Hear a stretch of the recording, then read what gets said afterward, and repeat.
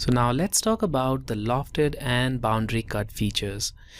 Now these features are exactly like the loft and boundary feature, but in this case, instead of creating new material, it will remove it from the existing part. So here I have this 3D solid which is created with two separate bodies, one on the top, other one on the bottom. And we have this set of sketches here right inside this, which I'll use to kind of remove material. Now the lofted cut feature is here, and I'll start with lofted cut feature. So now we just need to start with selecting the profiles. So here is the first profile, just select it. Then we have the second one here. Then we have the third profile. Then we have the fourth one. And finally this last sketch. Now if for whatever reason, if you are not able to select these sketches from here, you can always go to the feature tree and select the sketch from here. So this is sketch 11 and I've selected it. Now I'll go to guide curve, and these are the guide curves. So first, second and last guide curve. Alright, so with all these selected, if I now click OK, it will just create a lofted cut which will remove material from this top body as well as from the bottom body. But you can choose the body which will be influenced. So that option is here in the feature scope panel. So if this panel is not active, first let me just hide all the other panels and I'll activate this feature scope panel. And here, if it is not active, just select the one which you need. So in this case, I just want to cut it from all the bodies. So I'll select the first option, which is all bodies, and then click OK.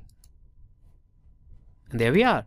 Now the material is removed from the top body as well as from the bottom body. Now, if you want to see this, then go to this top body and maybe hide it. And there you are, you can see this material which is removed from here. Also, you can just activate this and maybe hide the bottom body, and now you can see the material removed from top. So it is removed from both the bodies. Let's bring it back here. Now in this case, once again, we will remove the material, but this time we'll use the boundary feature. So let's press Ctrl Z a couple of times to get back to the original drawing. Alright, there we are. And now I'll select this boundary cut feature. So once again, we just need to start by selecting the sketches. So here we have the first one, then the second one, and we accidentally selected the face. So I'll just right click here and select delete just for the face. And then I'll select the next sketch, then the next sketch, and the next, and finally this sketch. Again, I think I'll just select it from the feature tree. So I'll just expand it and I'll select sketch 11. Now I'll go to direction 2, and here we have the first sketch, then we have the second one, and then finally this sketch. Alright, again I'll go to feature scope, and in this case let's not cut material from all the bodies, and instead I'll select the body from where we can just remove the material. So I'll now select the second option, which is selected bodies, and then uncheck this option auto select.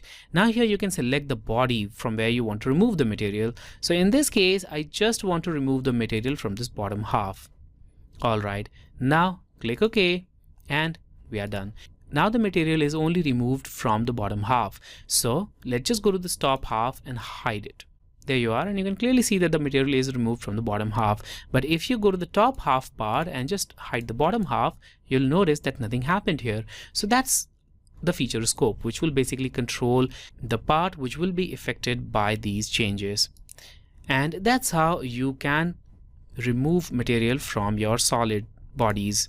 So I'll just bring it back again, and if you want to see it again in action, then maybe just go to boundary cut feature and go to edit feature again. And here in the feature scope, I'll select all bodies. Let's just remove material from all the bodies. And now if you want to see it completely in detail, then you can also go to section option, section view, and there you are. You can see the material which is being removed here, and you can actually move it around to kind of see it like this. So this is how it works. Now it is removing material from both the bodies, and you can also see it from different directions. So that's the section view which you can use here. So I'll just leave it like this. And if you just want to hide this sectioning, then click here again and we are back to this. So that's the lofted cut and boundary cut feature.